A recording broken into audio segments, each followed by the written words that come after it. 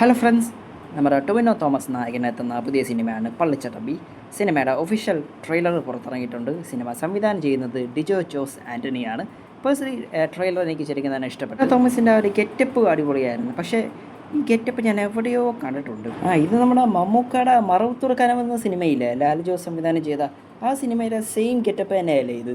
ആ മീശപിരി എന്തായാലും കൊള്ളാം. അത് ഓരോരുത്തരെ കാണുമ്പോഴുള്ള ഒരു മീശപിരി എന്തായാലും അതെനിക്ക് ശരിക്കും തന്നെ ഇഷ്ടപ്പെട്ട്. പിന്നെ സിനിമയുടെ മ്യൂസിക് എല്ലാം കൈകാര്യം ചെയ്യുന്നത് ജേക്സ് ബിജോയാണ്. പിന്നെ സിനിമയിലെ ഒരു ചെറിയൊരു കാര്യം, സിനിമയിലെ നായിക കയാതു പുള്ളിക്കാരി ഓഫീസിലെ ഒരു തമിഴോ തെലുങ്കോ ആക്ട്രസ്സാണ്. രണ്ടാമത്തെ സിനിമയാണ് പള്ളിച്ചട്ടമ്പി എന്ന് പറയുന്നത്. ആദ്യത്തെ എന്ന് പറയുന്നത് വിനയൻ സാർ സംവിധാനം ചെയ്ത 19-ാം നൂറ്റാണ്ടെന്ന് പറഞ്ഞ സിനിമയാണ്. പക്ഷേ ഈ ഒരു സിനിമയിൽ പുള്ളിക്കാരൻ്റെ ആരാണോ ഡബ് ചെയ്തതെന്ന് മനസ്സിലായില്ല. പക്ഷേ കീട്ടിലം ഒരു വോയിസ്, പുള്ളിക്കാരിക്ക് ചേരുന്ന ഒരു വോയിസാണ് പേഴ്സണലി എനിക്ക് തോന്നിയത്. പുള്ളിക്കാർ കറക്റ്റ് ഒരു സിങ്കാണ് ആ ഒരു വോയിസും പുള്ളിക്കാരെ ഒരു ലിപ്പൊക്കെ. പിന്നെ ടൊവിനോ തോമസിൻ്റെ കൂടെ നടക്കുന്ന ആരാന്ന് നോക്കിക്കേ, ഇവനൊക്കെ ഈ ഒരു പടത്തിൽ ഉണ്ടായിരുന്നു, ആരും തന്നെ പറഞ്ഞില്ല. ഏകദേശം സ്റ്റോറി ബേസൊക്കെ ഊഹിച്ച് നോക്കുവാണെങ്കിൽ ചട്ടമ്പി തന്നെ പഠിപ്പിക്കാൻ വേണ്ടിയാണ് തോന്നുന്നത് ടൊവിനോ തോമസ് ഈ ഒരു ഗ്രാമത്തിൽ എത്തുന്നതും.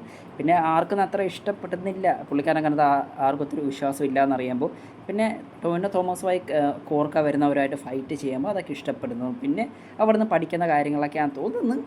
പേഴ്സണലി പറയുവാണ് ഈ ഒരു ടൈപ്പാണ് പേഴ്സണലി എനിക്ക് തോന്നിയത്.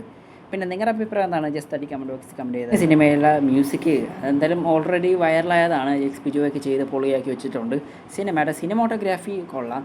ഏകദേശം ആ ഒരു ARMൻ്റെ ഒരു ടൈപ്പ് കയറി വരുന്നുണ്ടെന്ന് പേഴ്സണലി എനിക്ക് തോന്നുന്നത്. പള്ളിച്ചട്ടമ്പി സിനിമയ്ക്ക് വേണ്ടി അവർ അത്യാവശ്യം ഓടി നടന്നൊക്കെ പ്രൊമോഷൻ ചെയ്യുന്നുണ്ട്. തമിഴിലായിക്കോട്ടെ തെലുങ്കിലായിക്കോട്ടെ എല്ലാം ഓടി നടന്നാണ് പ്രൊമോഷൻ ചെയ്യുന്നത്. നല്ല നല്ല കാര്യങ്ങൾ തന്നെയാണ്. അത്യാവശ്യം പബ്ലിസിറ്റിയും കാര്യങ്ങളൊക്കെ സിനിമയ്ക്ക് കിട്ടും. വേറെ ചെറിയൊരു കാര്യം പറയാൻ മറന്നുപോയി.